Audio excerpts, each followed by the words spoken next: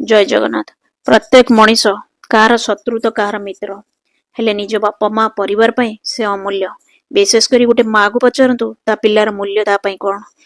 आपण जीवन मूल्य आपण माँ को ही केवल जना। तेणुक कहार अमंगल चिंता करतु ना कि क्या विपद समय किसी न करि पारे भी उपहास कि समालोचना करतु ना। जहा पर बीते ताकू जना ता परिवार को जना से कष्ट से परिस्थिति केते असह्य। कर्म किणतु ना भगवान क्षमा करिवे ना।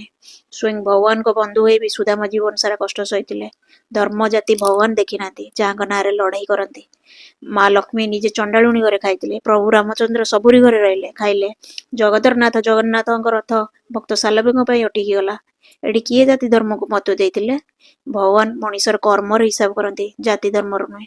जहाँकर मानविकता नहीं से कौन धर्म रही पारे नहीं। कु चिंताधारा व्यक्ति कहार नुहति से केवे भल जाणी बुझी पारती नहीं।